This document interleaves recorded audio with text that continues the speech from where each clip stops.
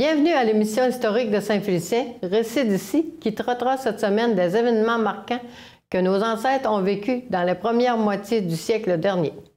Pas besoin d'insister sur le fait que ça se passait tout à fait différemment et en dehors de la modernité.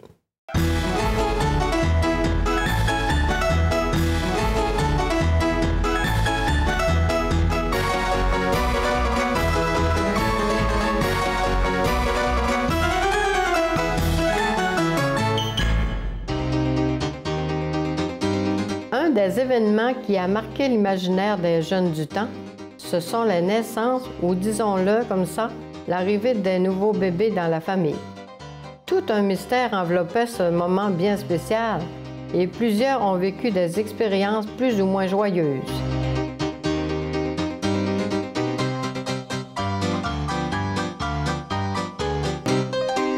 Oui, j'ai vécu ça. Mon frère s'est marié, puis sa femme est venue rester à la maison, puis elle a eu un bébé. Puis il nous envoyait tous ses voisins, quoi, pour quand elle accouchait, là. Fallait pas voir ça, hein? Ben là, on les envoyait chez les voisins parce qu'il y avait le corbeau, puis il y avait la cigogne.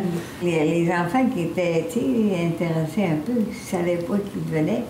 C'est qui l'a apporté, le petit bébé, là. Chez nous, ils n'annonçaient pas le petit bébé d'avance. On l'avait le lendemain matin. Oui, ma mère, elle a eu son premier enfant. Elle avait accompagné mon père au chantier. Puis il a été né prématurément. Puis elle l'a eu en s'en venant. Il avait embarqué, il l'avait emmené il était dans un chantier en haut de Dolbeau, je ne sais pas exactement où, là. Puis il avait réussi à l'emmener à Dolbeau. Puis il est mort là. Oh. Puis dans ce temps-là, il fallait qu'il soit 8 jours couché, hein? Pour un accouchement, là, c'était 8 jours au lit. Dans les années 21, puis moi, il y avait des couples, il y avait des enfants. Ils en mouraient à cause qu'il n'y avait pas de médecin, il n'y avait pas de remède, il n'y avait rien. C'est ça. Souvent, les mamans, ils mouraient à un accouchement. Ben oui. Oui. T'es pas assez forte. Ben, c'est ça. Tous les ans, ils repartaient ensemble. Oui, il n'y avait pas le temps de se remonter. On était à l'école, puis on était arrivés. Maman, elle n'était pas connaissable. Puis on pleurait. Faut pas que j'y pense. Parce que... Oui. Puis là, ma mère est enceinte. Puis là, ma mère a accouché. Puis c'était la catastrophe. Ma mère a paralysé. Moi, j'occupais beaucoup du bébé. Puis on a fait tout ce qu'on a pu. Nous étions 7 enfants. Donc, j'étais la plus âgée à 14 ans. Ma mère a accouché d'un petit bébé, d'un petit garçon. Et elle est décédée de ce bébé-là au bout de 30 jours. Alors, mon père a cherché à nous donner en adoption, ici et là. Il n'a pas trouvé. Ou aller peut-être à Chicoutimi, à l'orphelinat. 7 enfants, ils n'ont pas voulu prendre ça non plus. Alors, mon père a décidé de se remarier. Les gens du début du dernier siècle ont été confrontés à diverses maladies qu'ils ont dû combattre au meilleur de leurs connaissances. Au début, là, ma mère, il y a eu la grippe espagnole. Moi, j'étais ancienne de ma mère dans cette année-là, la grippe espagnole. Le docteur Tatu, il a dit, on va essayer de sauver la mère. Mais elle a dit, l'enfant, on ne le sauvera pas. On va le perdre. Ça, c'est sûr qu'il va mourir. Le bébé est ici. Le bébé est ici. Quand il y avait une personne qui était malade, quelque chose, de quelle façon, puis comment ça se passait? Ah, ben, c'était une sœur à maman. On l'appelait ma tante la garde malade. Elle n'avait pas étudié, mais elle avait été au Bleuet avec des Indiens. Puis elle nous faisait tout normal. Puis quand il y en avait un qui avait la grippe, arrivait avec son sirop. On n'a aucune idée de ce qu'il y avait dans le sirop, mais ça marchait. Les fièvres scarlatines. J'avais 7 ans. J'ai été 3 semaines dans le coma. Ah oui? Oui, puis il n'y avait pas aucun médicament, là. Il n'y avait rien. La seule chose que ma mère pouvait faire, c'était mettre de l'eau dans un bassin, puis laisser tremper mes pieds, puis laver mes jambes, faire baisser la température. Mais je te parlais. Ouais. Pour faire baisser la température, on couchait sur des paillasses. Fait que là, il mettait de la paillasse, de la paille froide. Il sortait toute la vieille paille de dans la paillasse. Puis après ça, il prenait de la paille neuve, froide, là, il couchait là-dessus. En parlant de l'escarlatine, je me souviens, j'avais peut-être 6 ans. La scarlatine. L'escarlatine, oui, justement. Ma mère venait d'accoucher, puis elle disait, là, faut pas vous dire, là, parce que c'était au mois de juin, ça. Elle dit, si tout le monde le sait, elle dit, on ne pourra pas aller à l'école. L'automne, elle dit, vous n'allez pas à l'école, il n'y a pas d'école. La sœur, elle a eu aussi la fille scarlatine, Yvonnette, là. Puis elle avait été administrée. Le prêtre, il avait fait faire sa petite communion, sa première petite communion. Elle avait 5 ans et demi. Des purgations avec du soufre puis du sirop. Du sirop noir puis du soufre, ils nous purgeaient avec ça. Ouais, quand on était malade, là. Huile de foie de morue. Huile de foie de morue. Oh oui, ça, l'automne, on en prenait tout l'hiver. Ah oui, tout l'hiver. Petites maladies, là, des maladies... Il y avait la picote, il y a eu la picote. Après ça, il y a eu la rougeole. La rougeole, c'est assez fréquent. La rougeole, oui. Après ça, il y a la tuberculose. Oui, ça, la tuberculose. La tuberculose, c'était assez grave aussi. Oui, c'était grave. La diphtérie, oui. Ouais. Ma sœur avait eu ça, moi, la diphtérie. Puis elle soignait. C'était un docteur en ville, puis je me rappelle, c'est ça d'eau. La coqueluche était grave, pas mal. Oui, ça emportait des enfants. Ça emportait, c'était une maladie qui était très étouffée. Les remèdes étaient rares et les familles ont dû quasiment improviser des soins, souvent sortis d'on ne sait où, pour venir à bout de divers problèmes de santé qu'ils vivaient. Les mouches de moutarde, ça oui, ça, par exemple, des mouches de moutarde. Ça brûlait quand il l'oubliait. Oui. C'est de la moutarde sèche qu'il trempait, là. Puis il mettait ça sur un papier brun, puis il mettait un petit coton fromage, là. Puis il faisait une beurre de ça, puis il nous mettait ça dans le dos. C'était 20 minutes, mais quand il l'oubliait, je te dis que ça brûlait, ma petite fille. Mais ça faisait détacher la grippe. Il mettait des ventouses. Tu mets de la colle là-dedans, là, tu prends une allumette, tu allumes ça, puis tu revires ça sur la personne. Mon frère, il avait eu une grosse pneumonie, là. Puis ma grand-mère, elle l'avait guéri avec ça, avec des ventouses. Là, la peau gonfle, elle vient jusqu'au fond du verre. Oui.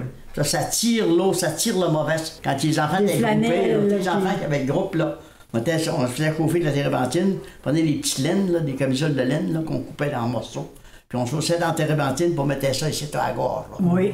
La nuit, là, ça faisait du bien. Les remèdes, ils sont arrivés depuis 1924, 25, 26. Là, les médecins avaient les remèdes pour la famille, on peut dire. Mais quand on ne parvenait plus à guérir, le pire arrivait et on perdait un proche.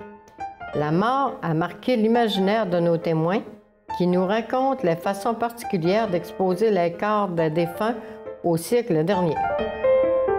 Je me souviens quand maman est décédée, elle était 3 jours exposée dans la maison. C'était triste, hein?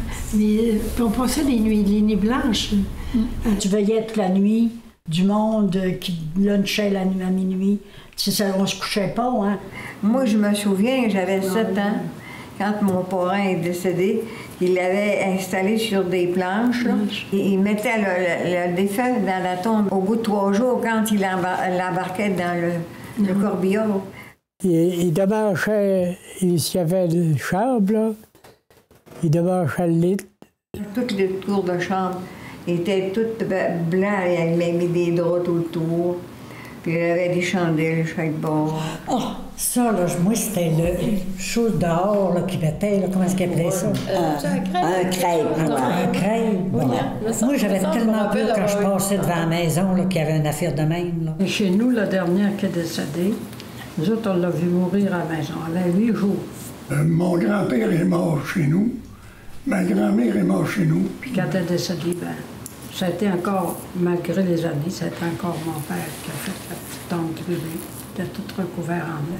Parce que moi, le premier décès que j'étais allée, j'ai un de mes petits cousins.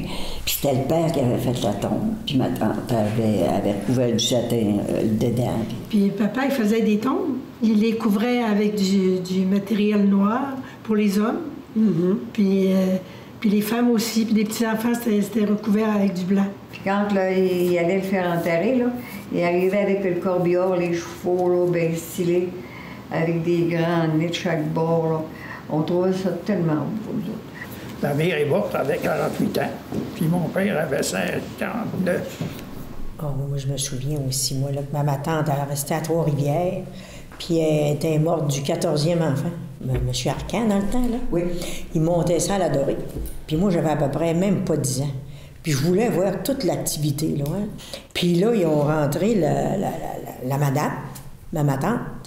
Puis là, j'ai dit, petit bébé, tu sais, la petite boîte qui était longue de même, puis large de même, c'était plus fort que moi. Il a fallu que je m'aille m'annoncer le petit bout du nez pour voir qu'est-ce qu'ils ont fait avec la petite tombe. Ils l'avaient mis au pied de la madame. Certaines personnalités de Saint-Félicien sont parties un peu trop tôt et nous en relaterons une en particulier, celle du docteur Léveille, décédé accidentellement à l'âge de 39 ans seulement. Enfin, le docteur Léveille, il faut s'appeler, nous autres à Saint-Félicien, qui est décédé, ça a été un moment de grande tristesse partout dans la ville. Tout le monde avait la tête basse. Hein? Quand le docteur Léveille est mort, je me suis fait des reproches quasiment bien longtemps. Parce que à ce moment-là, moi, je travaillais pour O'Connell, on faisait la route, puis au village, à peu près 132. Puis là, il y avait un garage, puis mon truck était brisé d'en avant. Le docteur Lévesque avait passé, il y avait une femme qui était enceinte, il avait passé un mètre de bout, puis il avait eu bien de la misère à la coucher. Ah, il faudrait que tu descendrais avec moi. J'ai dit, moi, non, je descends quelques 15 jours. Je suis pas riche, moi, là. Puis là, j'ai dit, non, il dit, viens, descends avec moi. Il dit, je suis fatigué, j'ai passé une minute debout, puis il dit, je te ferai chauffer. Puis, je dis, bon. Dis-moi, je suis capable, je suis fort, puis pas plus grave que ça. Il est parti. Puis là, il y avait Edouard Gérard qui tanquait les machines le long du chemin. Il arrive au garage, je lui dis, vous savez-tu une chose? Il dit, docteur Lévesque est mort. Hein? Là, moi, tu vois comment t'as me toqué? J'ai dit, j'aurais dû descendre, Caroline. Il avait sorti du char, puis il avait tombé dans le fossé. Char par-dessus. Char par-dessus. Il était maire de Saint-Félicien et président de la commission scolaire. C'est le père de Suzanne Lévesque de la télévision.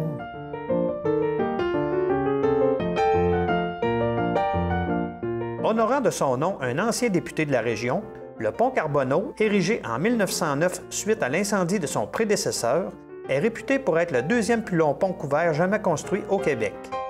Certains nous ont raconté entonner quelques petites chansons en le traversant, rythmées par le galop des chevaux, tapant sur le bois de sa structure avec leurs sabots. Il a été emporté par les glaces le dimanche 26 avril 1942 et on dit que certains ont eu à peine le temps de le traverser, les sections se disloquant une à la fois derrière eux. Il n'y eut aucune victime, semble-t-il, grâce à une bénédiction spontanée du curé Bluteau qui voulut protéger ses fidèles qui en étaient à leur retour à la maison après une belle et longue messe.